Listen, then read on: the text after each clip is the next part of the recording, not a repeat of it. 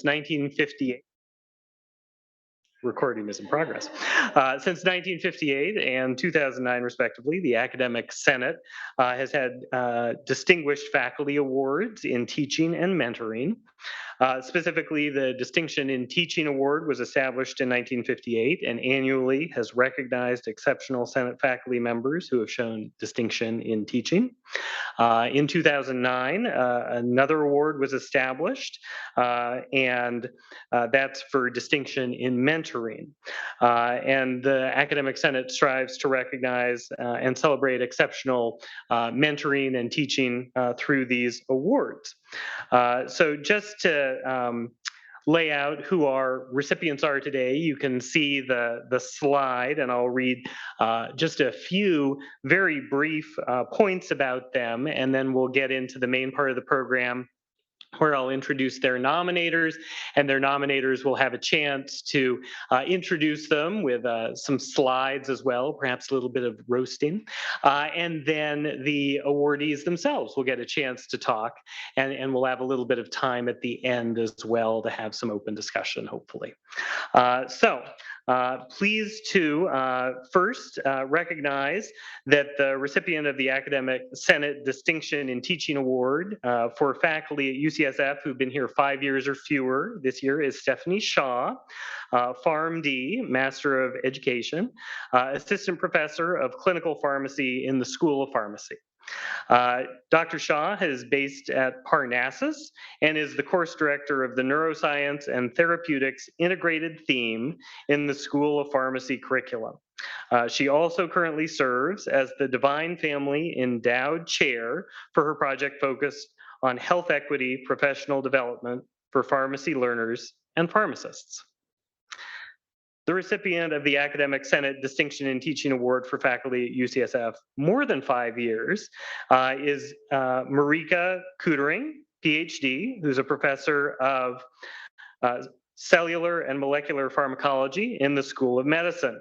Dr. Kuttner is based at Parnassus as well and dedicates herself to teaching pharmacology in the schools of medicine, pharmacy, and dentistry. She is the course director of the Ground School Block and Pillar program in the School of Medicine Bridges curriculum. Breaking from our theme of pharmacy and pharmacology, the spring 2022 recipient of the Academic Senate Distinction in Mentoring Award for faculty at the rank of Associate Professor is Star Knight, MD, Associate Clinical Professor of Emergency Medicine in the School of Medicine. Dr. Knight is based at San Francisco General Hospital, where she is the Director of Faculty Experience. She's also the Director of Diversity and Inclusion for the Department of Emergency Medicine.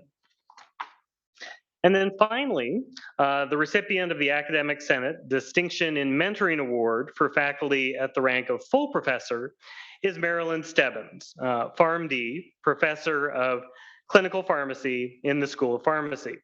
Dr. Stebbins is based at Parnassus and serves as the Vice Chair of Clinical Innovation for the Department of Clinical Pharmacy. With that, I'd like to start with our first award category, the Distinction in Teaching Awards.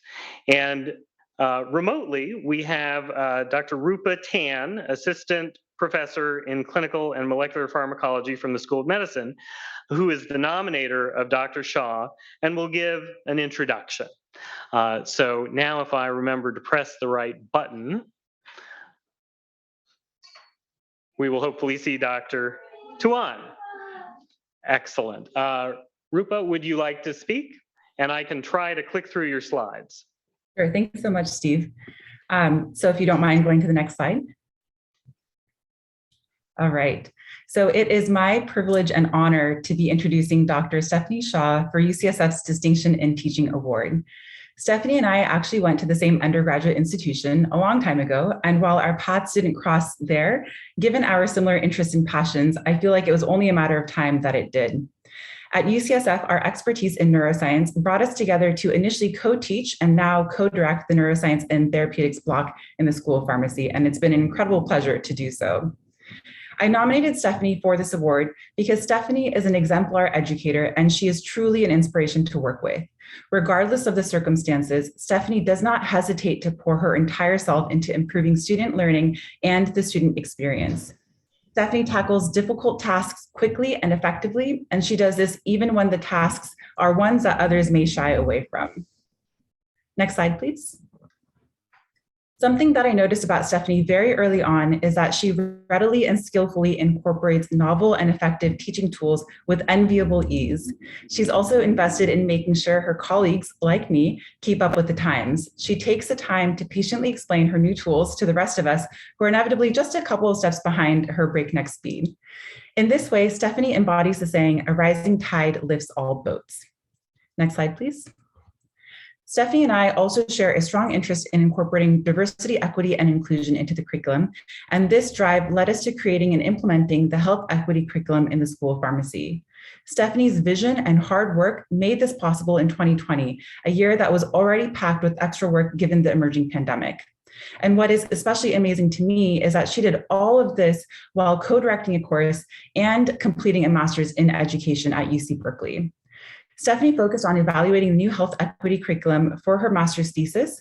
And in doing so, she brought me and a few other students into her data-driven approach and an analysis of this curriculum. In this way, I also considered Stephanie to be one of my research mentors as well. Next, please. Stephanie cares deeply for her students, and she is a champion for mental health, wellness, and awareness. For example, in the neuroscience theme, she holds intimate small groups to help students talk through challenging personal emotions that may be triggered by the course content that we cover. Stephanie also brings humor to the classroom with endless pictures and memes of her corgi Pacho, which is highlighted here, and everybody appreciates these, from students to faculty to staff. Next, please. Stephanie is a wonderful colleague, and she's also a thoughtful friend. For those of you who don't know, Stephanie is also a board game and escape room whiz, and she may get a little competitive when the cards are down. Stephanie, I really wish that I could be there in person today to celebrate this well-deserved recognition of all that you have already done in your short time here at UCSF. But for now, congratulations, Stephanie, and thank you for raising my boat with yours.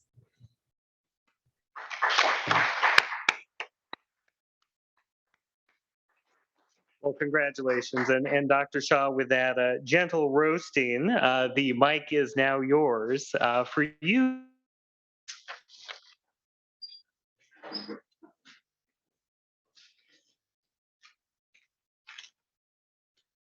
Right.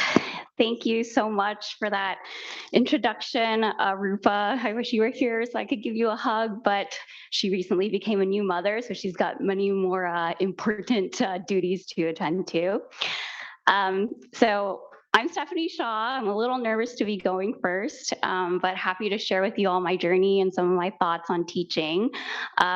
I chose this picture because this was taken recently when I went to Hawaii and we did a summit hike to the top of Mauna Kea, which is the highest point in Hawaii. So it was the hardest hike I've ever been on, but sometimes teaching and I think working in academia can feel like this, climbing kind of a hill. But when you reach the top, it's so very rewarding and it makes all those struggles worth it. I wanted to take everyone a little bit through my journey. So I was born and raised in Los Angeles. That's a picture of me as a baby with my sister, who's been a really important support in my life. And then as Rupa mentioned, I went to UCLA for my undergraduate degree, where I graduated with a BS in biochemistry. I actually started my first kind of time teaching was as a peer tutor at UCLA, and I absolutely fell in love with it and kind of came into pharmacy thinking I might go into academia. So I was fortunate enough to get my PharmD here at UCSF in 2015. That's a picture of Dean Joe at the time hooding me at my graduation. So glad to bring that back and to see him here today. And then I completed my first year general residency and then my second year psychiatric pharmacy residency at the VA San Diego after that. And I think throughout this, I always had a really strong interest in teaching. That was always my favorite part of my job, whether it was part of residency, as a student TA. And so I decided, I just want to go straight for academic positions out of residency. And I was fortunate enough that UCSF was looking for some young faculty at the time, and I was hired on, and I've had the privilege of being here as a faculty member since 2017. So coming up on my 5-year anniversary now, which is crazy. I wanted to start by thanking some of the people that have helped me to where I am today. So I think a big reason why I kind of went into teaching and love teaching so much is because of my dad, who's in the middle there. So he was a professor of mechanical engineering at Cal State LA for, I think, 30 plus years. And I remember growing up, we'd have students, his students, come to visit from, these are students who graduated 10, 20 years ago, and they always remembered the impact he made on their life. And so I think I kind of saw that subconsciously growing up, and I think that's a reason why I kind of went into teaching ultimately. So my family have been a huge support system. Unfortunately, none of them could be here today, but I think most of them are joining over Zoom. So hi, parents and sister and everyone else. Of course, my friends and my partner, Eric, who's here today, have been a huge source of support too. So thank you. My motto in life has always kind of been work hard, play hard. So I think it's really important I have these family and friends who can help me de-stress and have fun in my off time. And then I did also want to thank all of the amazing mentors that have helped and led me to this journey. Some of them I met here at UCSF as a student. So Tina Brock was one of the faculty members here, and she was kind enough to, I think, recognize my passion for teaching early on, and she's continued to mentor me even up until now, even when it was across time zones and she was in Australia. She also does such a great job of introducing me to other important mentors. Kelly Lee from UCSD, she was a crucial faculty mentor of mine when I was in my residency. And I think she really showed me, what is academia life like, and that it's possible to go into kind of out of residency. I think in the middle, I was also fortunate enough to start with 4 other young junior faculty when I started here. That's our little, we call ourselves our peas in a pod cohort. So the 4 of us, Crystal, Trang, Catherine, and Judy, words can't describe all of the support and how amazing it's been to go on this journey with you all. And I think the other main thing is, I think my students. So my students that I've met here have just been so inspiring to me, and they are a lot of the reasons why I've gotten into kind of some of these passions and a lot of the drive. Like actually the reason why I created the health equity curriculum came from things that I had heard from our students and impactful conversations I had with them. And then I think the other thing I want to highlight is I think I've been very fortunate to be able to come back and teach where I went to school. So some of the faculty members, many of whom are here today, you all were my mentors and role models when I was a pharmacy student here. And I'm so thankful to call you all my colleagues and to still benefit from all of your continued mentorship. So I'm just really thankful to everyone here. Lisa, who's been an amazing department chair, Marilyn, who I can't think of anyone more deserving for the mentoring award today, Jen, who's always been a mentor, Val, who's always also mentoring everyone, all of us and our students. So thank you again to everyone. All right, now that the emotional part is over, sorry. I wanted to talk about some of the questions that we've been posed, and in true style to what Rupa has mentioned, I thought I'd include some pictures of my dog Tacho and some of the puns that I like to put. So I think one question we were asked is, with the fast pace of technological advancements and AI in medicine, how do you foresee this impacting your learners, and how might you help them prepare for this challenge? So I think this is a really important question, especially kind of in the middle of Silicon Valley, where us and our students were immersed in all of this tech and kind of these emerging therapies and things. So I say my approach to this is one, to kind of focus on training our students to be leaders. So leaders in whatever field that is. I think if we give them the base leadership skills, they'll be able to lead our profession no matter what happens, even if it's crazy tech AI things that we couldn't be able to predict or expose them to. I think the other way is actually from working with them. So I'm still, I think, a relatively young faculty member, but I will say, you know, our students, I think, are a bit more well-versed in tech already than I am. So I learn a lot from them, and I think that is something that I want to continue doing, is learning from them. They're the ones who know about the tech they use, the social media they use, what's kind of a good way to learn. So I think by partnering with them, keeping our curriculum up to date as much as we can, and kind of teaching them in the way they like to learn and absorb information, that'll kind of help keep our curriculum current and also prepare them to stay up to date with things as they move into the field and their profession. The next question is, what are your strengths that have led to you to become a distinguished teacher, and what are you continuing to work on to improve your teaching? So I think I struggled with this question because I think I still have a little bit of that imposter syndrome, and I have to think about, like, oh, what do I do well? So I think for me, some of my strengths are that I think, like to be innovating. So I always like to be trying new things. Even if I feel like a course is working and like I've gotten a session to kind of a good point, I think every year I ask myself, how can I make this better? How can I make this more current for the students? How can we kind of push the envelope? And I think the other piece that I really want to work on is, how do we kind of study this and analyze this and know that we're effective? So I think one of my strong suits is being able to kind of try things, innovative things, see how they go, think outside the box. But I think an area I need to work on is kind of evaluating and assessing that and disseminating that, because I think, you know, we do a lot of great things here at UCSF, but we're not going to move our entire profession forward until these get implemented in other schools as well. So that's definitely an area I would like to keep working on.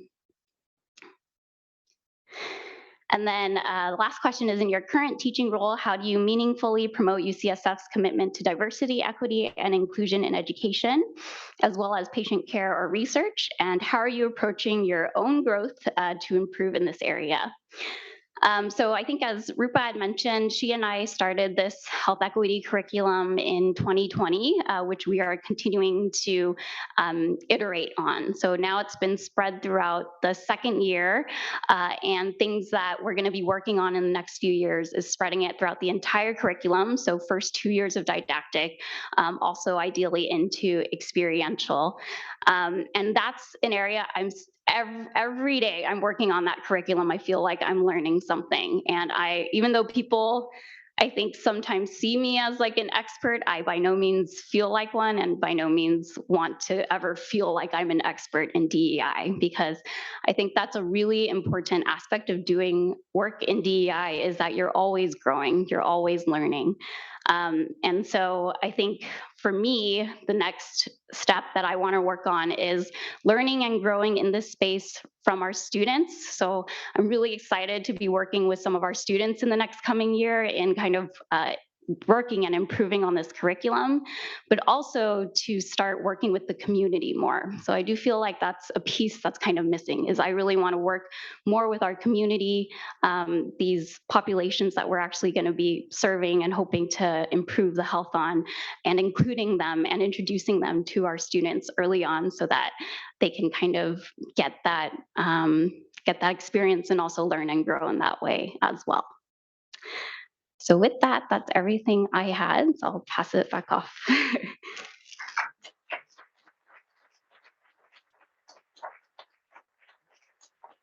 Coming back for 1 sec. We want to give you your certificate. Oh, right. So just a small token of our gratitude for your outstanding teaching. Well, thank you so much.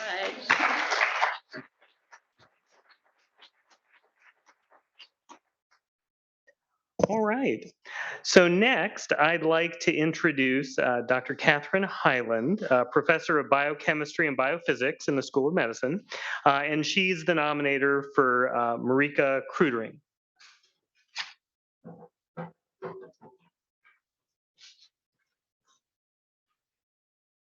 Spoiler alert. Okay, I'm glad I can take this off to talk.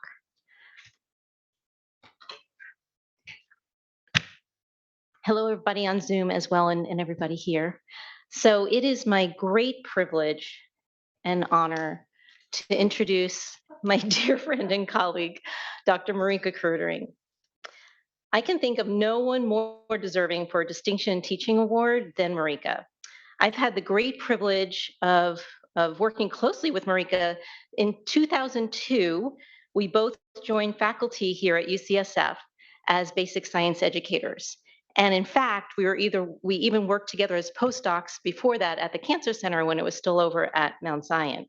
So we go way back. And it has been just such a joy and a privilege to see her career blossom as it has. So Marika is the shining star in UCSF professional school education. She truly embodies excellence in teaching. She plays an essential roles in professional school teaching, curriculum development, education leadership, mentorship, and faculty development. And she does an amazing, outstanding job in each of these areas. Her dedication, enthusiasm, and passion for teaching are nothing short of exceptional.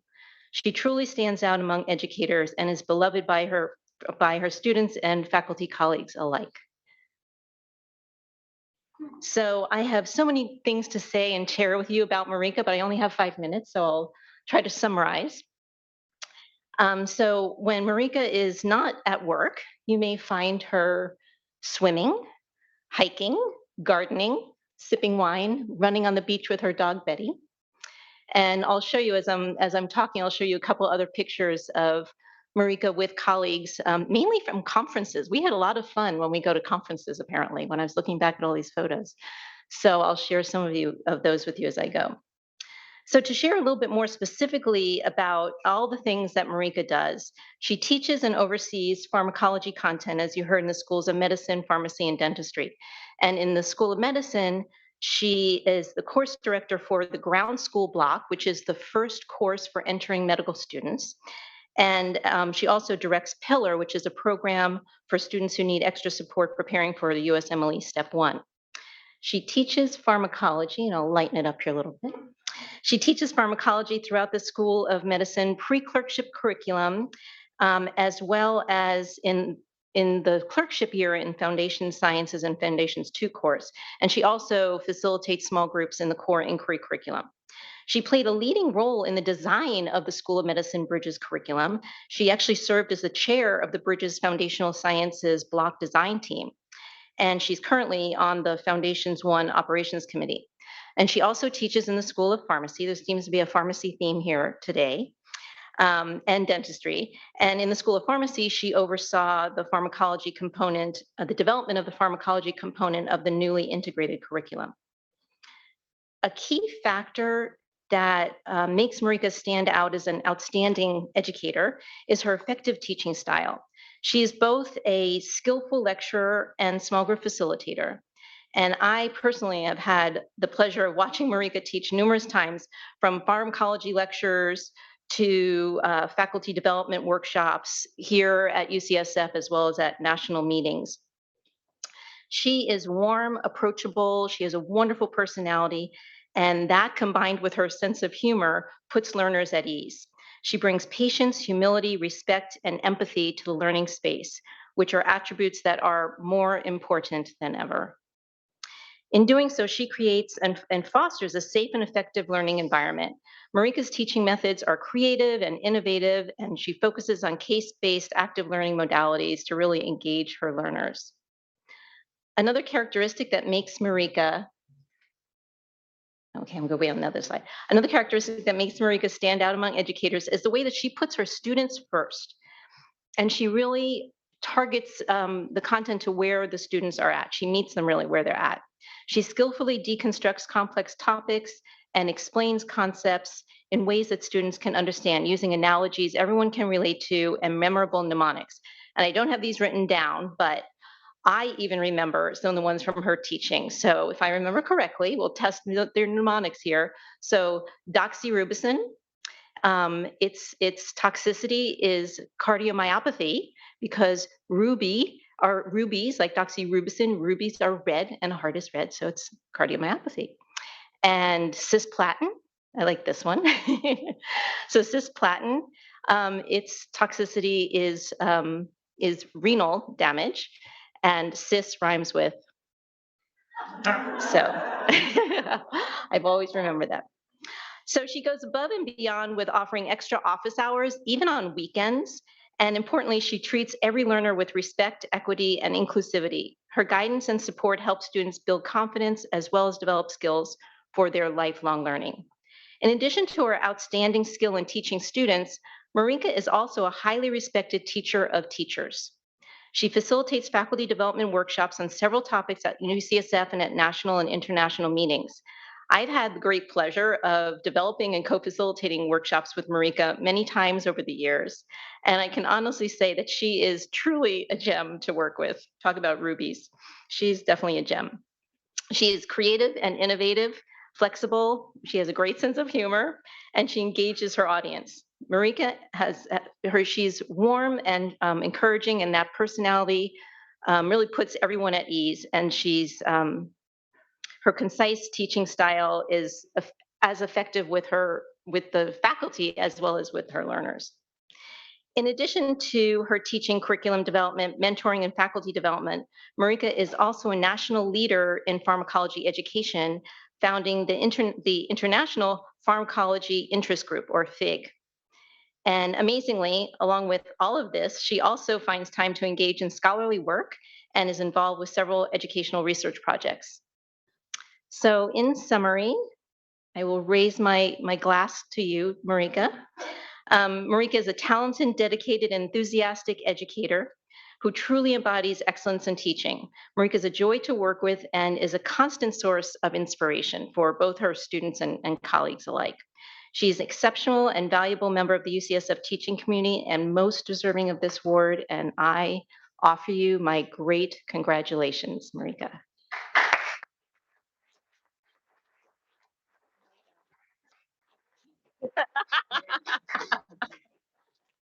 Oh, thank you.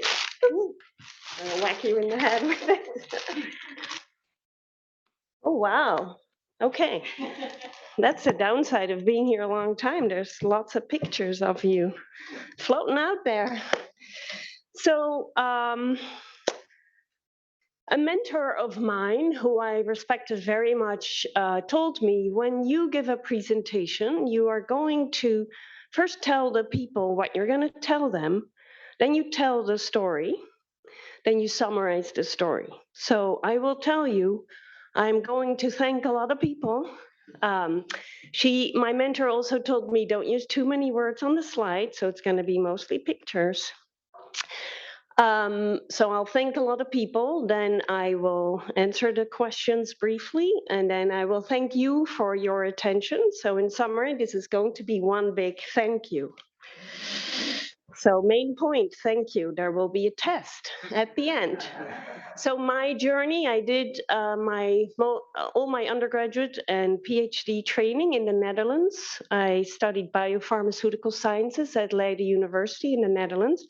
Then did my PhD in toxicology and sort of dove deep into the cellular level and cellular toxicology also in the Netherlands. Then I did my first postdocs at the Imperial Cancer Research Fund in London. Then the whole lab moved to UCSF, where I did my second postdoc. And in fact, it was the Dr. David Irby who introduced me to teaching. I was participant in the postdoctoral teaching fellowship, was teaching medical students, and was so impressed by the lectures, the culture, the education, and I loved it. And then somehow magically there was a job and I applied, and here we are.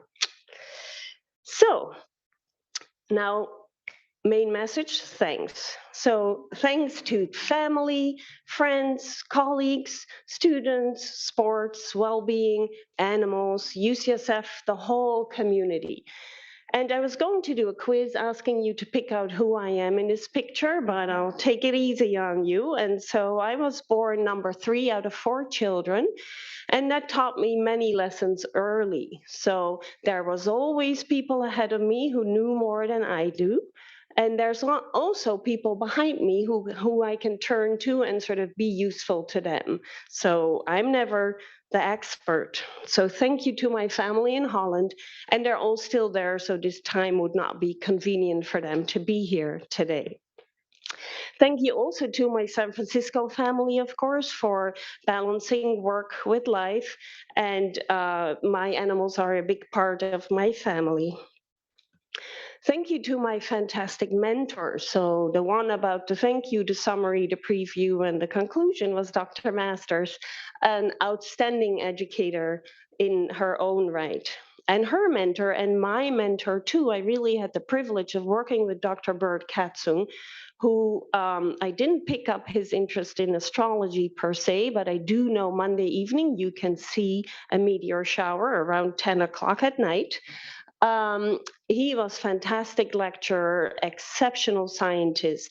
And in fact, we continued to exchange emails, both about the pharmacology textbooks and about the recipes for Christmas stollen around Christmas time. Mentors are so important, and they really make or break your career. Next, I too have old pictures. So wonderful colleagues, and colleagues become friends. And so I'd like to introduce the word frolics. You know, from now on, we are all frolics. And this is a picture from our conference in 2005. Again, Dr. Hyland and Dr. Fulton, who've taught me so much, and also when the chips are down, really pep each other up, share resources, can, you know, collaborate on research. Fantastic frolics. Again, there will be a test. Similarly, it is my privilege to be the mentor for Dr. Rupa Tuan, and again, moving into the friend zone. So another new word, it's not mentee, it's friendee. So this is your first friendee. She is on Zoom, not live, but you have experienced her wonderful qualities. And it truly is an activity that keeps you honest, because it's very easy to give advice, but then you turn around and you're like, wait, so I should do that too. So it also keeps you honest. And early on, it's imposter syndrome all over again. You're finally comfortable with teaching, and now you're like, wait. So I'm like, what would Dr. Masters do? And I just repeat what she told me, you know, updated for the times, and so far so good. So Rupa, I hope you don't mind. And then also fantastic students, both the students in the classroom, the questions they ask, the projects we worked on together. I mean, the students really are what gives us life. It's really our daily, you know, we feed off them, and I mean that in the nicest way. Then there's, you know, my department has been extremely supportive. If I said I wanted to go to some educational conference, they were supportive. If I asked them to teach, they would come and teach. Fantastic supportive department. Before sort of the teaching was restructured within the School of Medicine. Outstanding colleagues here highlighted Rebecca and Paul, but also the ACE team, the central team in the School of Medicine. Lots and lots and lots of people to thank, right? So in conclusion, it's a team effort, and I'm really, really grateful to everybody, because, I mean, it's a team effort. So the first question was, this is non-planned, but there we go. So the same question that Stephanie answered earlier. And so how are we preparing our, oh, sorry, I'm looking at the wrong thing. So to answer the first part, I am not teaching anything about artificial intelligence. I do often have side conversations with students when we are waiting around in small group or in a lecture hall. And so at some point earlier this week, I was talking with students about VR as a potential tool to help individuals with neuropathic pain or back pain, whether that might be something that is an option for those patients. And then, of course, the technology, right? We are aware that the physicians of the future can look up everything. They're going to have so much knowledge in the palm of their hand. So how do we translate that? We're using the tools in the small group. So students look up materials in the small group, and it actually has changed sort of the philosophy of what do we make students memorize if we know they're going to look it up later.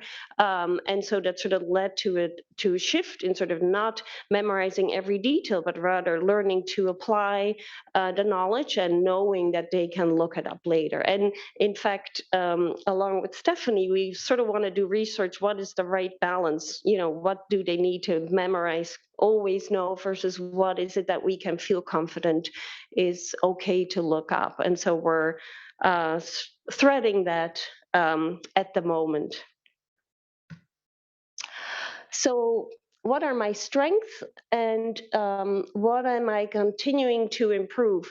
And so my strength is being lucky that I have great colleagues, to be honest, like being humble to learn from others. I still remember the day I said in Dr. Guglielmo's lecture, I was like, oh my God, this is so great, antimicrobials. And then when I was in another setting, I just repeated what you said. I mean, it truly goes on and on and on. And I repeat what Dr. Katzung said. And of course, we update and refine.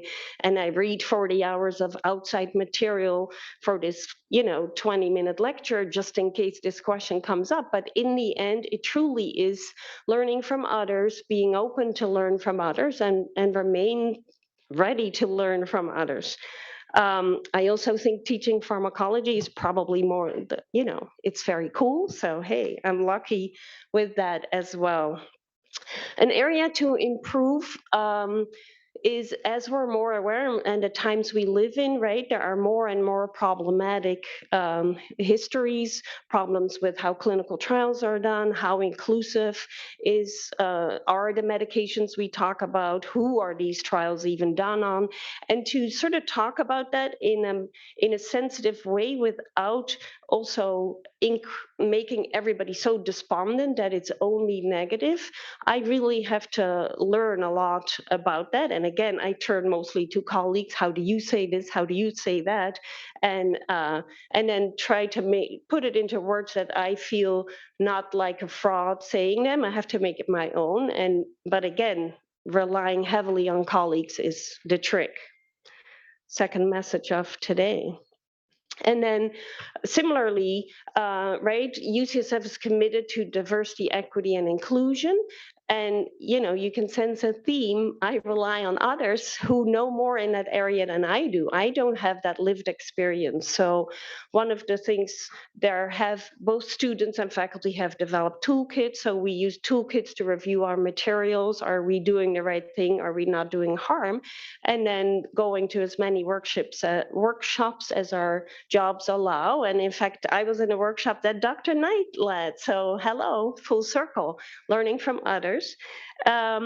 And how do I, keep growing in that area, keep learning at conferences, and then reading books. So when I'm out running with my dog, I listen to books on my iPhone or sorry, not sponsored. I listen to books, audiobooks, and I used to only listen to fun books, and now I put a lot of, books for me to grow. So learn on my own and do the best I can, but again, rely on others who have a lot to teach me. So the reminder is to remain humble and be open to learn in this area from others.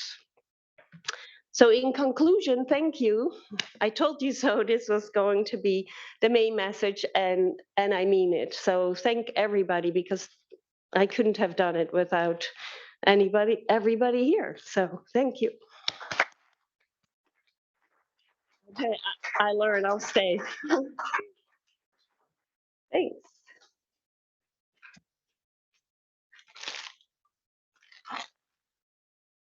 And again, thank you so Okay, much. thank Just a you. small token for all of Thank your you. teaching. Woo.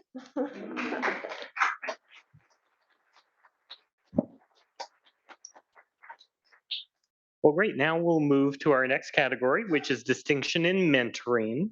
And our first recipient will be Dr. Star Knight, and she has two nominators. I think if I'm seen behind the mask, Dr. Caldwell is here, and Dr. Sokolov is remote. So if I press the button correctly, there he is. It's amazing. So without further ado, I'd like to invite you to come up if you'd like, and you can tag team it with your remote colleague to introduce Dr. Knight.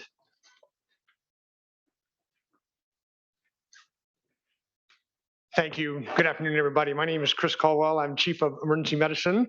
And I think Star would agree with me. At Mentorship 101 would suggest that you don't make your boss angry. And yet when this opportunity came up, I had to go to Peter and say, you can't take this whole 5 minutes. And so we had some brawls, and this last week has been a tough one, but we finally came up with an agreement that I was going to get 4.5 minutes and he would get 30 seconds. I just came up with that time period. But I just couldn't give up an opportunity to introduce and talk a little bit about Dr. Star Knight, who now will be Star for all of us, because there's so many things to say. I will keep it in the time period. Oh, advance the slides. Oh, advance the slides. With this one? Yes. There we go. Perfect. All right. And then I know Peter will have some other slides as well. By very quick means of introduction, so Star graduated from the Medical College of Wisconsin in 2007 and then did her emergency medicine residency at Highland Hospital in Alameda County. And we were able to entice her over across the bridge to UCSF just after she graduated in 2011 to 2012 to do her ultrasound fellowship, and then immediately recognized excellence and kept her on as faculty. She started really well in so many different directions, but her first significant leadership role was as the director of ultrasound and the ultrasound fellowship for UCSF, which started in 2014. And continued to, with so many different talents, expand her roles and responsibilities in really exciting ways. And so just to name a few, she has been the Director of Diversity, Equity, and Inclusion for our department for the last 3 years now, almost 4 years, first director in that role, and really in many ways created it. It was, if you were going to define a role, all you'd have to do is really look at her and what she has accomplished and the different things that she has done already in her relatively young career. You would write a job description based on that. So that was one of the easier roles to move into, at least from my perspective as chief. She has also taken over as director of faculty experience at San Francisco General, to give you a little bit of a sense of the different talents that she has. And then she now has become the first associate chair for our department for diversity, equity, and inclusion. So I'm kind of answering that third question for you in terms of when I would answer that question is to say, I would listen to Star Knight. And in addition to all of this, I want to also introduce the person. She grew up in Los Angeles and is an avid basketball player and fan. And in spite of the fact that her father scored the first points ever for the Portland Trailblazers, she grew up a Lakers fan, but has transitioned entirely over to the Warriors and is now 100% behind the Warriors, season ticket holder. And you'd think that I would gain a little bit of influence as a colleague even, but I've only gotten one set of tickets in the last 3 years for that because it held that closely. But I cannot think of, and I know my time is up, but I cannot think of somebody more deserving of this award. And in particular, I hope you all have the experience at some point of watching Star interact in a teaching and mentoring role. And the way she's able to do it with individuals, the way she's able to do it with groups, the way she does it with those that are junior to her and those that, like myself, more senior to her, and yet I learned as much from her in my 25 years of medicine, only really 5 with her, but learned as much from her as I have any other individual that I can think of. And that's the type of mentor she is, through all individuals, groups, backgrounds, and again, can think of nobody more deserving than this for this award. Now, I know I don't have any more time, so I am going to turn it over to Peter, but I will say, congratulations, Star. This is absolutely well-deserved. Chris, thank you so much for those great comments, and thanks for saving me 30 seconds. I do appreciate it. As you can see, Chris and I were really arm wrestling over introducing Star because she is that amazing and that admired. And Chris hit, so many of the highlights and really hit the essence, but just, there's this long list of things that Star has accomplished and done here at UCSF in many roles and in her mentorship. She's a DEI ambassador trainer, director of faculty experience at San Francisco General, UCSF faculty equity advisor. I mean, it just goes on and on and on. But the thing I wanted to just be able to make a quick comment about, since I know time is short, is I just wanted to mention how impressive it is in the way Star conducts herself in her mentorship. It is very clear that she cares very deeply about her mentees. She cares deeply about her colleagues. She gives generously of her time and of her wisdom. She really sees and hears people. She supports them not just in their career paths, which is of course very important, but also during their most challenging times. And I really think that Star is a shining example of mentorship by example. She has led a number of sessions for our departments on some very difficult topics. Sessions around the murder of George Floyd, issues around systemic racism, following mass shootings, as we've just experienced yet again. Very difficult discussions, and Star always brings an incredible sense of calm, support, and love to everybody in the department when she moderates these, and that is part of her mentorship as well. And I just want to add on a personal note, you can probably tell that I also very deeply admire Star. She is an accomplished faculty member and leader, but is also just a wonderful human being. My teenage daughter, who is, trust me, very difficult to impress, thinks that Star is a superhero, and she is absolutely right. So with that, I will just say it is my honor and privilege to introduce Dr. Star Knight, and even more of a privilege to call her a colleague and a friend. So thank you and congratulations, Dr. Knight.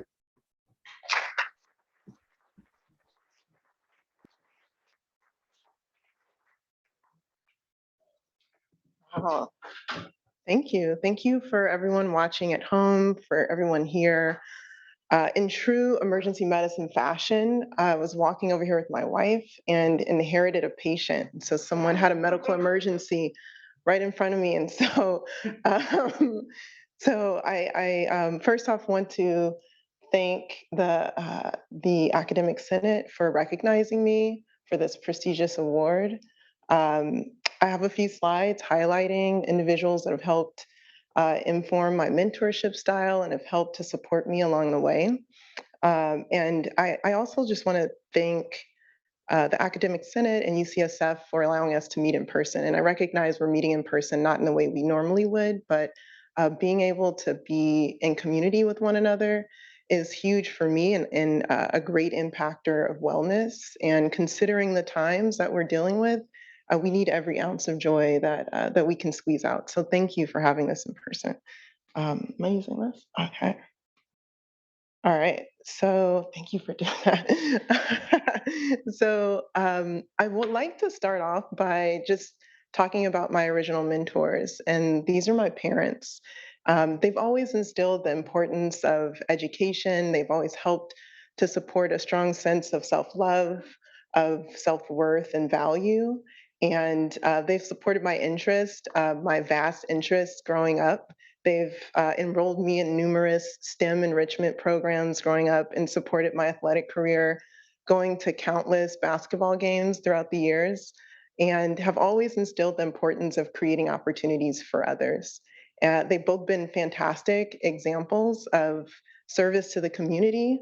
My mother is a retired educator in the Los Angeles Unified School District and was a beaming example of service.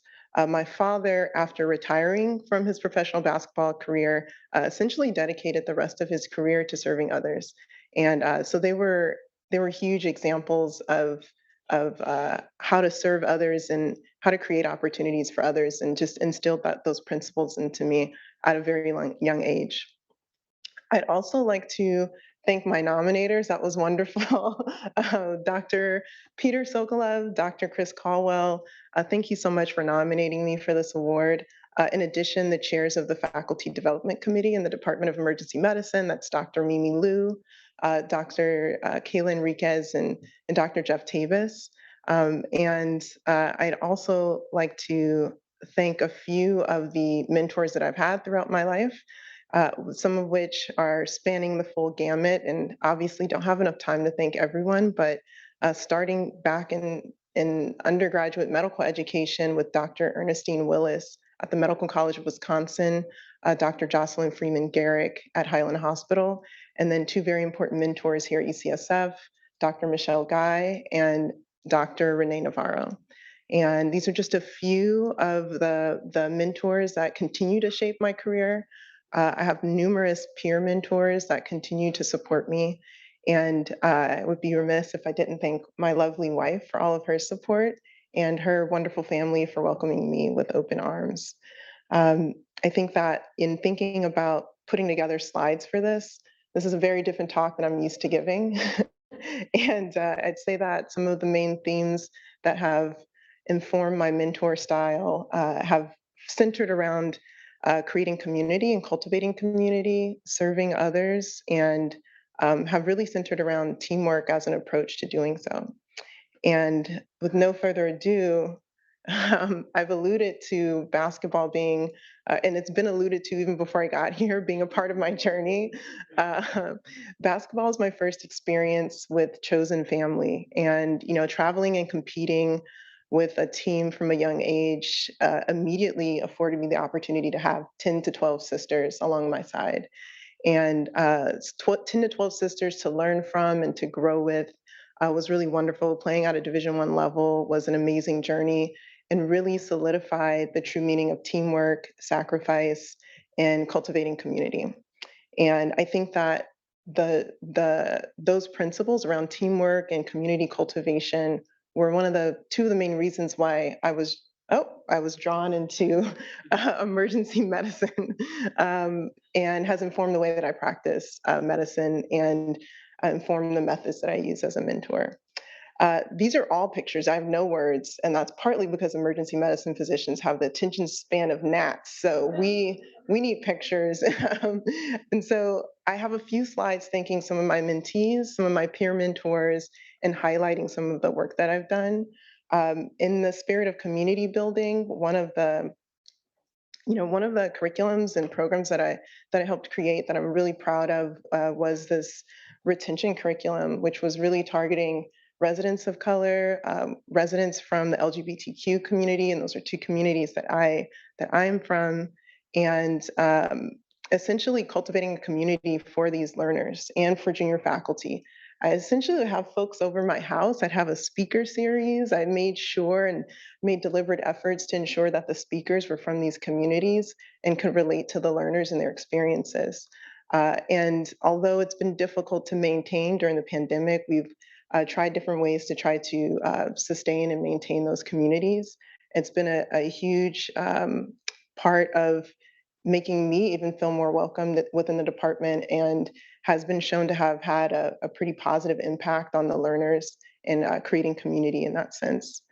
The next slide is something that I can't believe was even paid to do, being a part of the Faces for the Future program. This is a wonderful program that aims to educate high school students in San Francisco. And so these are junior and senior students in a local high school within my own neighborhood.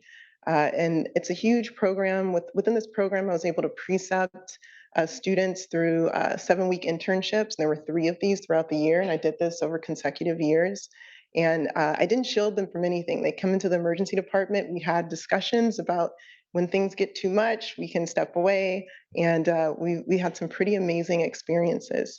In thinking about my approach and my approach to mentorship, and I essentially would think, when my mentees had alignment with some of the work that I was doing, I would always invite them. And so one opportunity that I was afforded with this with Faces for the Future was to actually go into the classroom, which made my mom very proud as an educator, and supplement their curriculum on anatomy and physiology with point of care ultrasound. And I brought each one of my mentees with me along the way. And so those are just pictures of some of my mentees who, some of which helped to write many support letters for me, and many of which I'm so happy to call colleagues. It's kind of going on its own. Yeah, that's okay. That's fine. In thinking about community and community outreach, this was difficult initially during the pandemic. This is one project that many folks within our emergency department through San Francisco General came together to help out with, and that was the construction of a mural. Maybe some of you have seen it right outside of Zuni Cafe. And the whole sense and focus of this mural, and I was really proud to have been part of the creation of it. The creation of the theme with the artist was around our interconnectivity and how interconnected we are as a community, and how much the community supports us just as much as we are supporting them in the emergency department and other parts of the hospital. And so these are just a few pictures highlighting that experience, which was pretty wonderful. And in addition to this wonderful mural, I just want to highlight a lot of the work that my mentees and peer mentors collaborated with me on in regards to COVID outreach. We did lots of work around vaccine information, combating misinformation around COVID, and really spent time deeply and empathetically listening to the community and their concerns throughout the pandemic. And so huge shout out to all of my mentees and peer mentors in that work. Now, some of the questions that I have to answer, they're different from the other awardees. So they're different questions, Chris, I know. These questions are around how I create alignment within mentorship. And I thought it fitting to take a step back. And my approach really centers around self-awareness and taking a step back and becoming familiar as a mentor and a mentee with our own biases, becoming familiar and mindful with our strengths and our limitations, and really honing in on what factors have led to shape the lens with which we view the world. And I think it's really important to do that work to help guide your own personal and professional boundaries. And when I think about, as much as you've seen that diversity, equity, and inclusion have been a huge part of my career, and I do tend to mentor a lot of learners who are underrepresented in medicine, the experience of people underrepresented in medicine is not monolithic. And so there are quite a difference in perspective and experiences, personality types. And so there's lots of opportunity to mentor across difference there. And when I think about creating alignment, I think it's more important to create alignment around the set of boundaries, the set of expectations, and the set of agreements that you have with your mentee. I think that's the most important piece to the alignment piece in my mind. There's a couple more questions around barriers around alignment, and I think barriers really come into play when those expectations, those agreements, and those boundaries aren't discussed or are not maintained. I personally feel there needs to be an ongoing assessment of your mentor-mentee relationship because needs and expectations change over time. And that's something that I think needs to be continuous within a mentor-mentee relationship. I didn't put the questions up. I just decided I would answer them. So I want to make sure that I touch upon every question. Let's see, I do have a couple of notes. Yeah. Yeah, okay, cool. I think I hit, oh yeah, I think I hit most of them. In regards to the role of a mentor, I think another point that I wanted to make here is just, it's important to remember as a mentor that you're helping to shape and mold and sponsor another person's career. And it's not your career. And so very important to take a step back and recognize that it's not your opportunity to do things that you didn't have an opportunity to do. It's you supporting someone else in their journey. And that's something that that I think many of us many times might need reminding. Let's see. Yeah, I think the one other point that I wanted to make, sorry, I just wanted to, I'm a little thrown off from my medical emergency before coming here. The one other point that I wanted to make was around this idea that one mentor is to fulfill the needs of a mentee. And that's where kind of blending in that theme around teamwork really comes into play, because I don't think that sets up a mentor for success. We all need a team. And one of my mentor approaches is, in my mentorship style, revolves around creating that team, creating that network. There's someone else that I know that is an expert or has expertise in this or that, I will include them into that mentorship relationship. And I think that's really important for us to remember. It shouldn't all fall on one of us or even two of us. You know, it really is a team sport, mentorship. So I hope that you all come away with that. My last question was around what challenges I feel my learners will face in the next 5 years. And I think that the greatest challenge that my learners will face presents an amazing opportunity for them. And that is the opportunity to shift culture in the field of medicine. And particularly as it relates to wellness.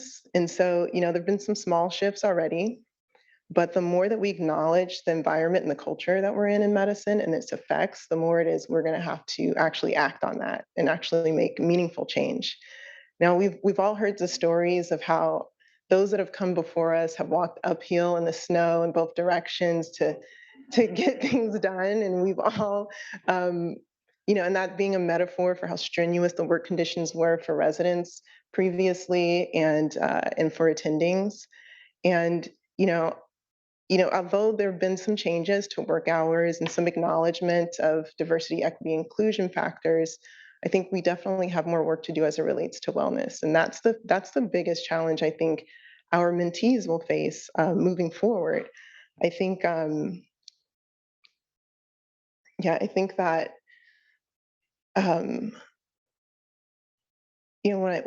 I was putting these slides together and really thinking about this, I truly do want our mentees and my mentees and the future learners to not just be good at what they do, but to truly enjoy what they do and actually love what they do.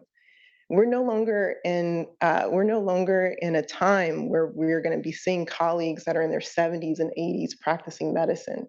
There's been a huge shift for physicians doing non-clinical work. And so we're going to have to compete with those non-clinical work environments and the culture that we create and the work conditions that we create. And that's going to mean having autonomy over your work schedule. It's going to mean how we deal with parental leave, how we support work around diversity, equity, and inclusion. And so I do think that those are going to be, once again, some of the biggest challenges, but I think it will be one of the biggest rewards. So I will end with a quote. This is a quote from Barack Obama. "We did not come to fear the future. We came here to shape it." And I want to thank all of my co-awardees. Once again, thank the Academic Senate for recognizing us and UCSF, and thank you for allowing us to have this ceremony. And thank you very much.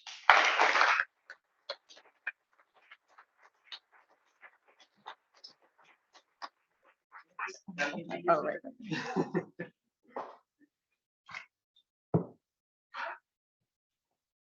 Thank you so Thank much. you so much. Thank you. Just a small Awesome. Oh, yeah.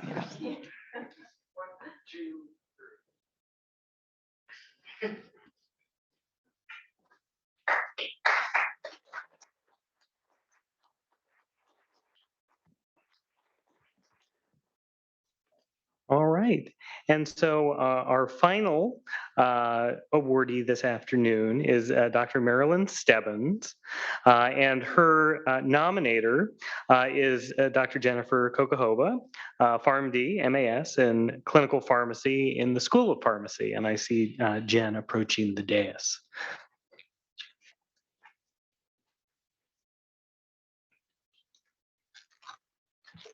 Good afternoon, everyone. I guess I can take this off too to present. It is my distinct pleasure to be able to present to you the nominee for rank at full faculty professor for distinction in mentoring, Dr. Marilyn Stebbins.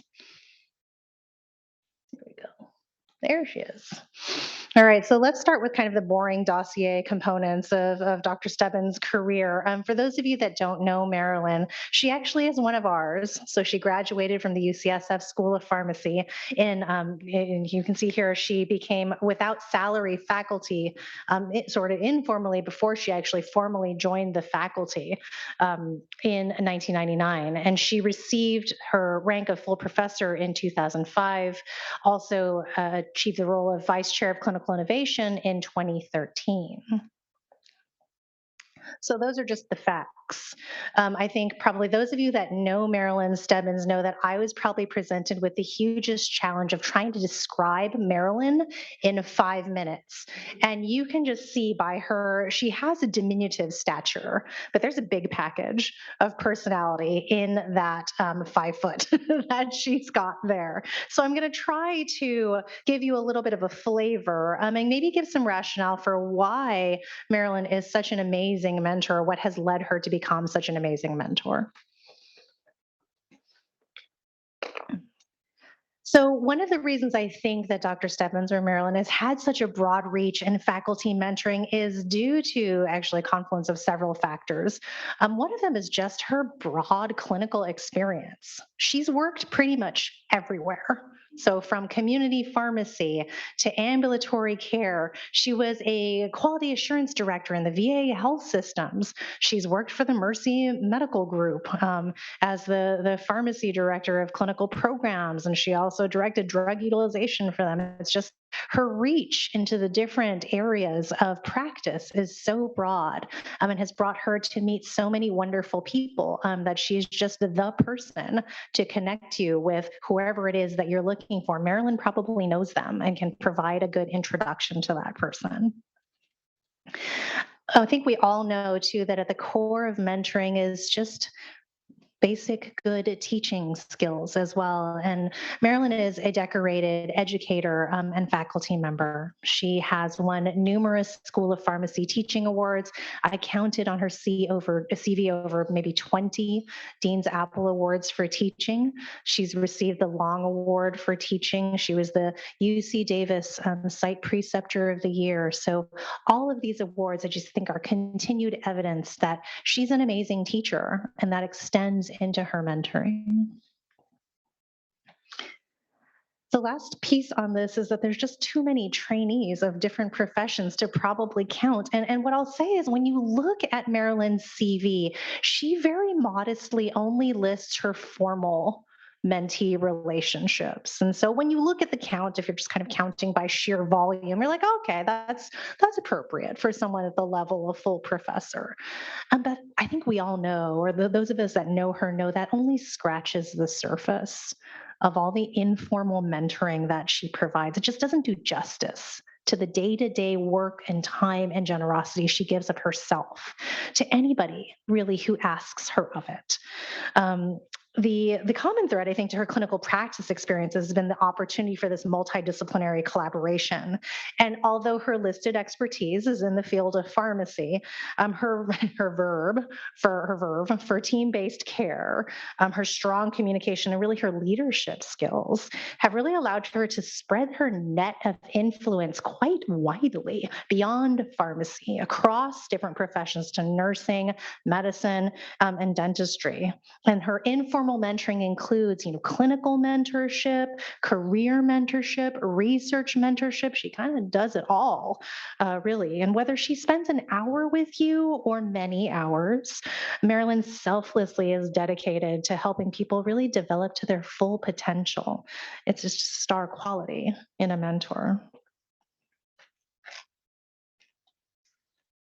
I think with all of these nominations, every person who's up here introducing one of the award winners could spend hours sharing the incredible things they know about the person that they nominated. In the brief time I have with you to introduce you to her, I really just hope to give you a small sense of the kind of mentor she is, with just a few examples and some points about her mentoring. First of all, she is extremely humble, and I think she often doesn't take credit for the mentorship that she provides. She often doesn't see these informal, often kind of by emergency text conversations that we always see a lot of people nodding that we have. She doesn't see those as mentoring, but they are. That's the time that you're spending with someone. One former faculty member said, Marilyn does not mentor just for the sake of mentoring. She invests time in relationships, advocates for her mentees at a level beyond the norm, and has influenced a network of incredible leaders. Marilyn does not draw distinction as to who she mentors, whether it's a first-year pharmacy student, a medical director, or a seasoned faculty member. She gives them all equal attention and fosters their growth, regardless of title. It is her impact on so many of us at a truly deep level that makes her the most influential person in many of our careers. Point number 2 is she is unfailingly dedicated to supporting mentees' development. And a lot of her mentees, when I was soliciting these nominations, spoke of her ability to lead with love, to balance her guidance with tough love. I think the words tough love appeared in many of her nominations letters. One of them said, mentors should not just provide support when it is easy, but provide feedback when there is a learning opportunity. She's a master of speaking her mind and calling you out when you're off track. When she listens well and she does not force her advice on you, but we don't need an echo chamber to grow. We need truth. Marilyn is that one person who we can trust that will give you the truth when we need it, even when it is not comfortable or when what we want to hear. She also delivers it with a sense of humor and never leaves you feeling bad about yourself or herself. Lastly, she just brings heart and this huge personality to her advice and her counsel. And anyone who really has had the good fortune to meet Marilyn learns that she has this humongous, big, bright personality that's really warm and infectious. And she brings every ounce of that to her mentoring. She's brave, she's honest, she's funny, she is extremely direct, but kind, a great listener, and a really great connector. I think some really great pieces, and there are so many that people offered. You know, what makes Marilyn an amazing mentor is that she's direct without being overbearing. She has an ability to naturally form genuine connections with her mentees. She identifies the individual backgrounds that shape a practitioner's outlook and approach, and she considers these backgrounds when she's coaching. Another mentee said it well, said she's a passionate and courageous leader. She's honest, thoughtful, caring, and never hesitates to share her life experiences, both positive and negative, to help others learn and grow. So as I helped prepare the packet for Dr. Stebbins, I think the outpouring of support really cemented this imperative to recognize her for her tireless efforts. She's had a long career that really has mentoring enfolded in the fabric of her being, much to the delight of us who have been really extremely fortunate to benefit from it. You know, she sets a shining example of how to be a mentor that many of us strive to emulate in our gratitude to her. And because of this, I know her influence will continue to perpetuate through many generations of UCSF faculty and beyond. So with that, I turn it over to Dr. Marilyn Stebbins.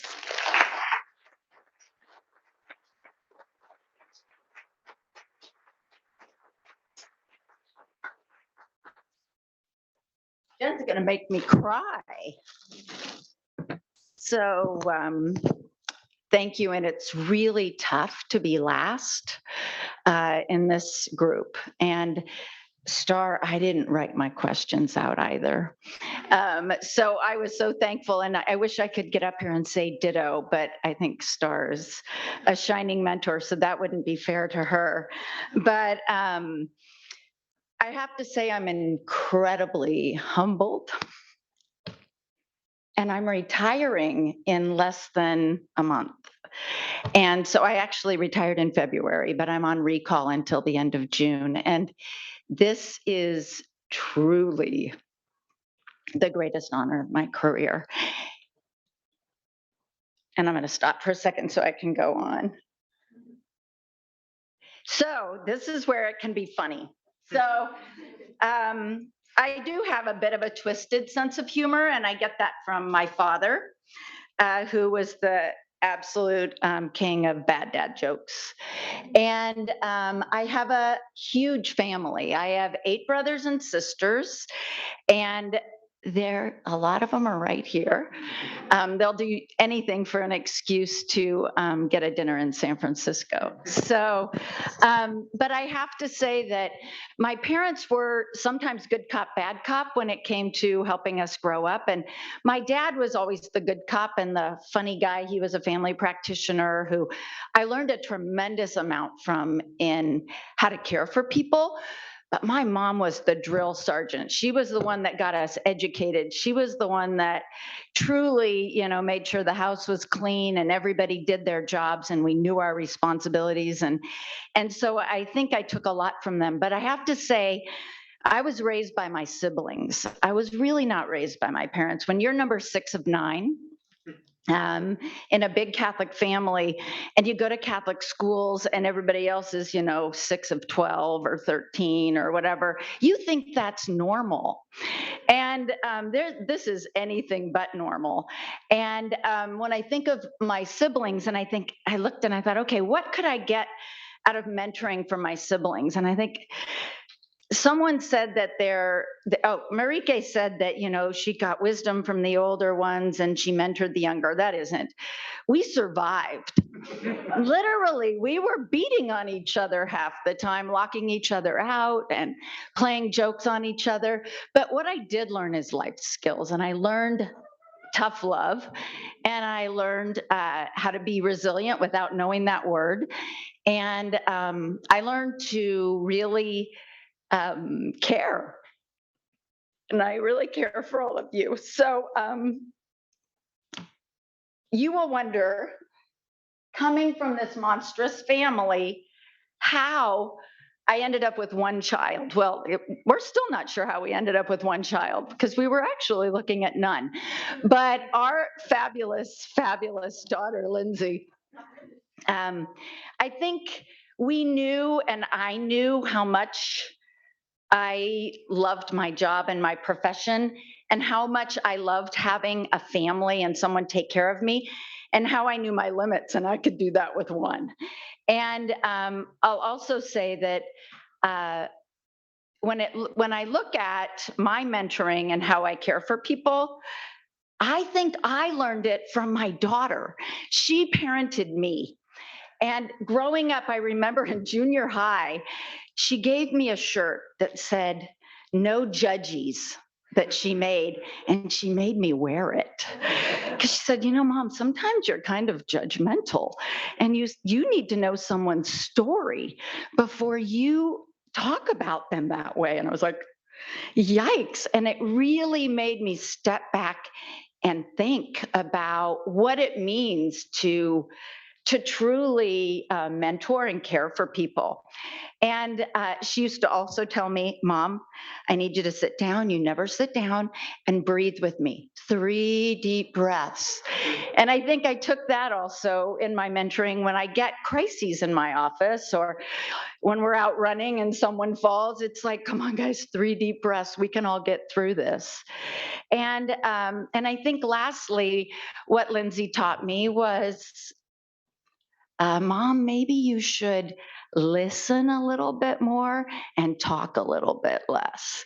And that was something that was really tough to hear because I am a talker. So, Lindsay, thank you so much for parenting me and mentoring me and teaching me. And Charlie, my husband, thank you so much for allowing me to dedicate so much of my life to my profession, my career, my learners, my colleagues, and knowing me enough to know how important that was to me. And lastly on here is the way I mentor. I multitask. I do not do one thing at a time. So I'm a big avid exerciser. It's my mental health. And so if you want to be mentored, you're coming with me. So we're going on a walk in Golden Gate Park. We're on a trail run. You'll see Dr. Val Kleinert in the middle of the mud puddle. Tracy Fulton was out with us on this very same run. And I think that that's really important, that we teach our mentees that life is life. We all have to get things done in a very short day. And sometimes you got to go along to get along. I remember my students on a project we had with our Medlist clinic on the 14th floor of Moffett. And no one wanted to be on my team. And it was because I wouldn't let them take the elevator. I made them climb 14 flights of stairs. And I said, you guys, we could get so much done if we just, and you can't talk in the elevator. So come on, we'd climb the stairs. And so, as people said, I'm not always easy. But anyway, again, to my family, I truly, truly can't thank you enough for shaping me into the person that I've been allowed to become. And I think when I look at, we had these questions, which I chose to sort of incorporate and not fully answer, but I think a lot of mentoring, people talk about alignment, and I actually think that misalignment happens a lot, and it's okay. And it's part of mentoring to figure out whether or where someone is, and whether you connect, and whether you do align, and when you don't, how to pass that on and make sure that the mentoring still occurs by someone that they do align with. And I was really proud to hear my mentees say that that's the case. I think that we are not always the best mentee for someone, and that's why I don't believe in assigned mentees. The only mentee that's fired me was an assigned mentee, and I congratulated her for firing me, because truly we weren't aligned. She had a completely different practice, a different desire, and I could share my experiences, and that was great, but she needed more. And so the fact that she fired me was really actually a really important lesson for me to understand, and it was all in loving nature, but it was, I did get fired. So I think this alignment is really, I think if you're a mentor, people come to you because they find some alignment. Like if they're coming to you, it's because they see something that either they want to pursue or they want to investigate. And that's how mentors and mentees happen. Sometimes there's good dumb luck, but typically that alignment will form. And and a lot of times it forms, and then, as Star said, it broadens, and you pass somebody to the next mentor for their next level of what they want to do or their next environment. And for me, my career has always been about innovation and reinventing myself. And there isn't alignment when you do that. You're always changing and forming into that misshape and trying to find a way to align with something new. And once you do that, I have to say, you scatter again and start it all over again. So I think alignment in mentoring is very important for both people to get the most out of it, but no one should feel bad when that alignment changes and people move on to new mentors, maintain old mentorships in a different way, and just recreate them. I think another thing that is truly important to me, and something I've always done as a mentor, is to kick the baby bird out of the nest early. I'm not one to handhold. And I also think of my mentees as my peers. I don't care if my soccer girls were my peers when I was the competitive soccer manager. And I just feel as though you have to build this trusting relationship where they trust themselves and you help them to get there. You don't tell them how to get there, but you help them to get there. But you also voice that you trust them to get there, and you trust that they can fly and get out of that nest without the splat. And if the splat happens, somebody's going to help them and they're going to try again. And I think that is something that building this trust and helping a mentee trust themselves is probably the most important thing to me. So when I have someone come to me and say, I totally didn't know what I was doing, but you told me you trusted me and that I could do it, so I tried it.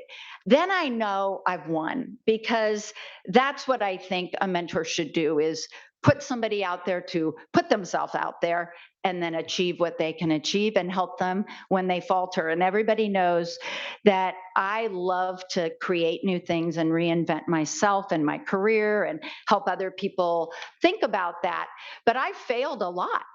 And you can't innovate without failures. So I have to instill that into mentees as well, because my mentors did it in me, is you're going to fail and it's going to hurt, but you're going to learn. And I think that that is a truly important concept to get across to mentees, is try something new, fail fast, pivot, and move on. Don't belabor the point. Learn from it and get the heck out and start over. So I think my mentees would tell you that's part of my tough love, is telling them that failure is okay. You will fail. I have failed. I think I share a lot of my own failures with my mentees. And I think it's really important to do that, to show them that everybody, that is moving and learning and growing has failed.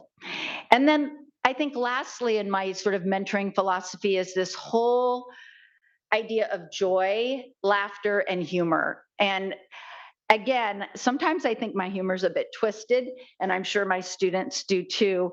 But I feel like it is so important to have humor and joy in what you do, and you can't mentor without it, or you won't have mentees.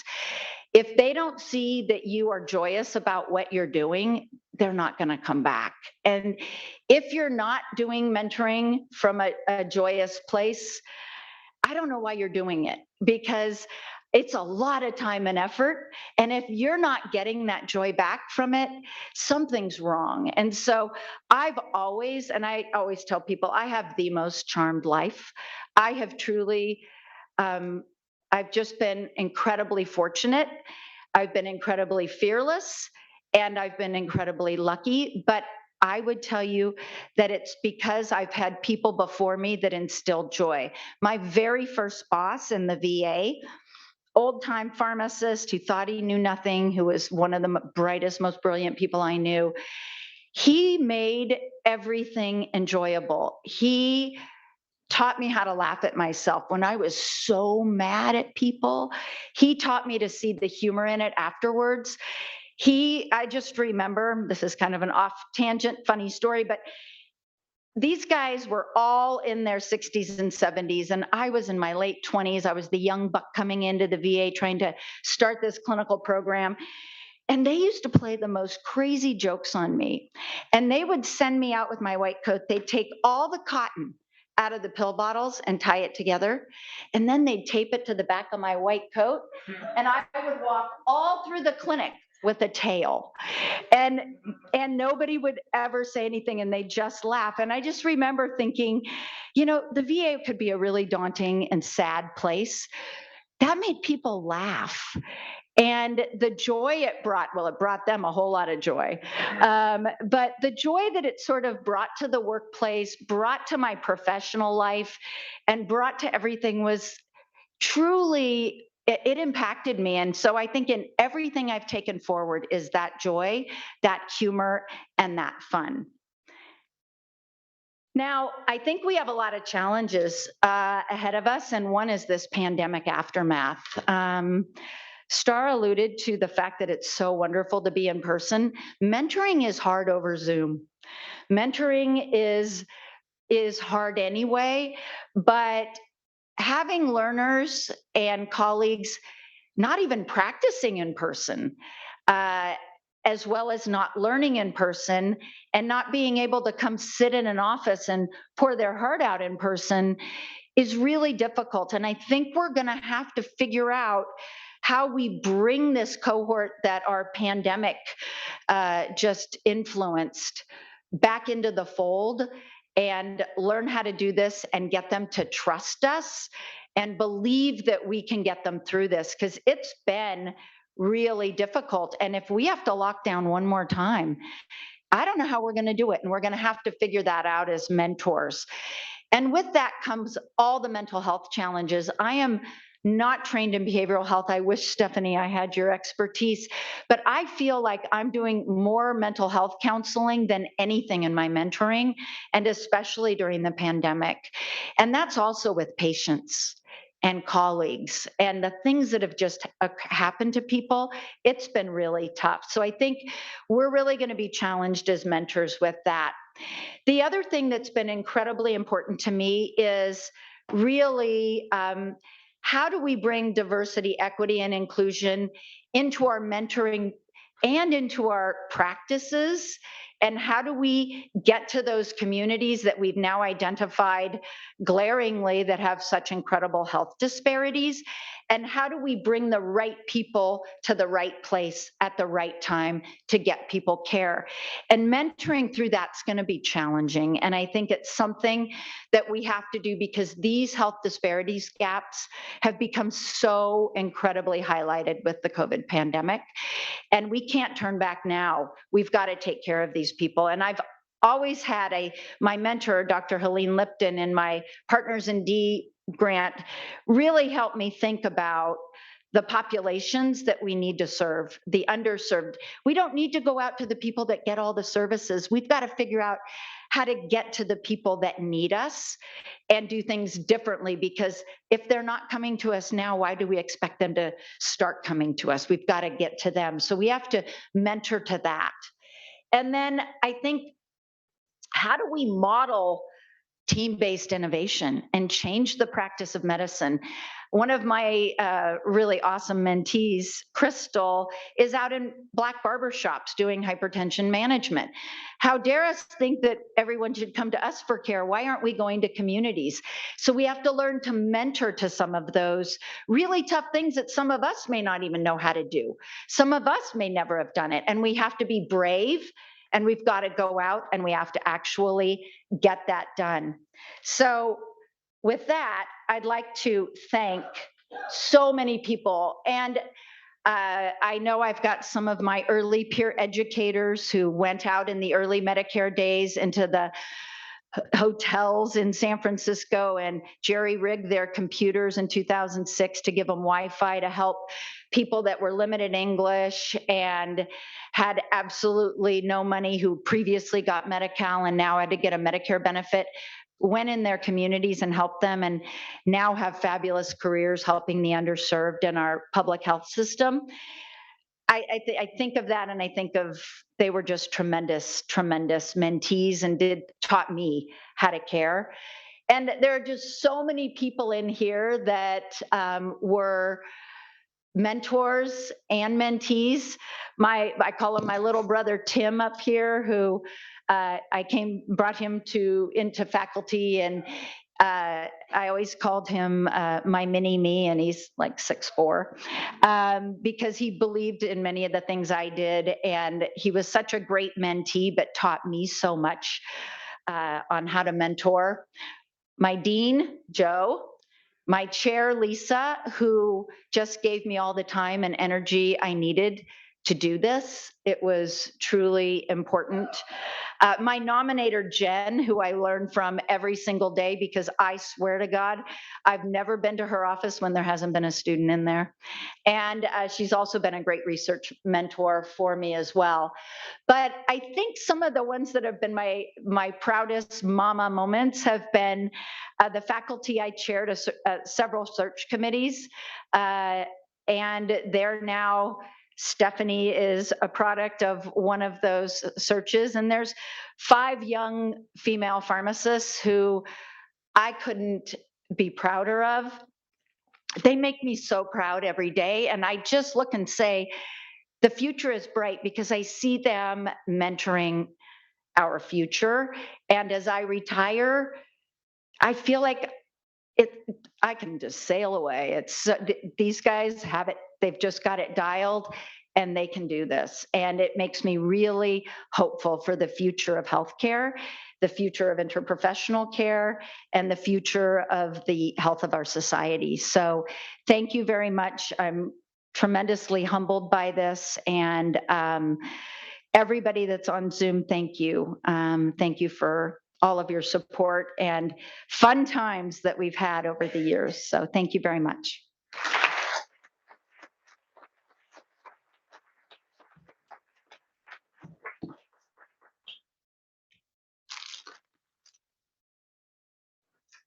And again, just a very small token of our Thank you. support and gratitude. Thank you.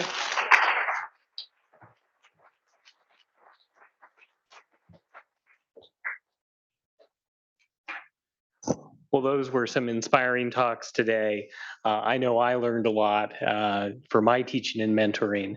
We do have a little bit of time for some questions from the audience, either in person or by Zoom. So if anybody would like to ask anything or make any comments, the floor is open. And I don't know, Joey, if you're seeing anything coming in on Zoom.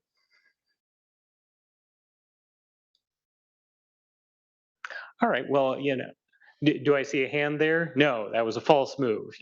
It's like being at an auction. Don't raise a hand. You may buy something. Sorry about that. So I'll ask one question just of all of the awardees or anybody else in the audience, because we're all involved in teaching and mentoring. You know, UCSF is a wonderful community and is very supportive, and obviously is made up of wonderful individuals.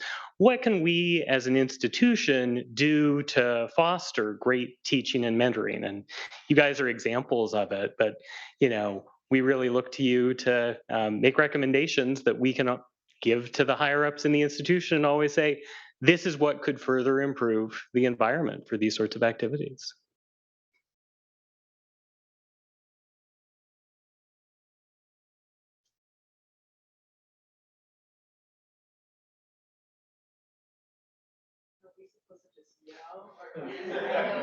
You can yell, you can come up. The people on Zoom would probably appreciate coming up.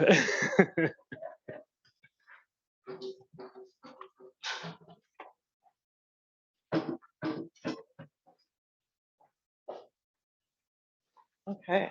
I would say, you know, one opportunity that I've had is being a John A. Watson Scholar.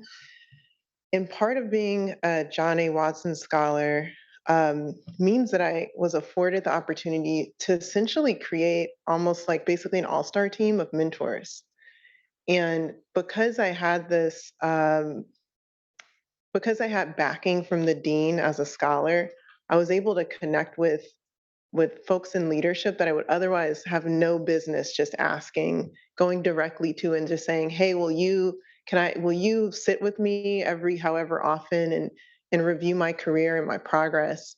And I think creating more opportunities, especially for our junior faculty, to have connections with faculty that are higher up in leadership and are more senior, that otherwise, you know, UCSF is huge and it's really hard sometimes to make those types of connections. So anything that the university can do to try to bridge those connections, I think would be really helpful. And it's something that has definitely helped me and some of my colleagues. So that's one thing I think.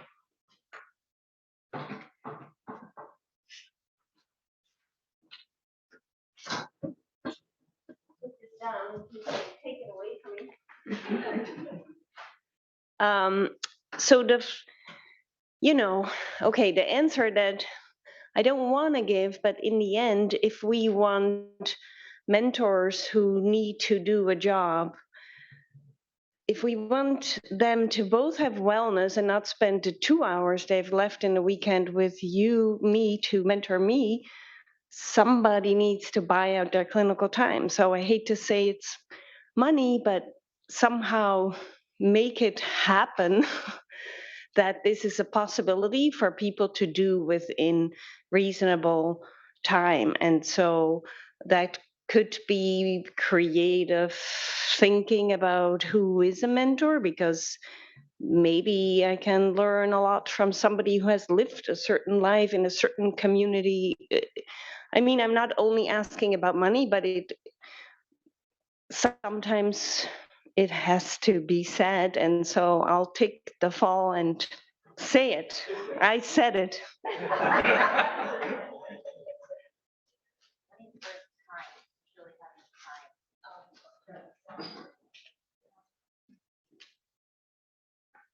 Yeah, I think along those lines, just finding more ways to recognize more of our faculty for teaching and mentoring, because I'm sure everyone who was nominated for this award deserves to be recognized. And so finding other avenues, because I think, you know, when you're looking at someone's CV, those areas, teaching and mentoring is a little bit harder to kind of, I guess, categorize. I think we're great at evaluating someone's research, but just really like highlighting those as someone's career.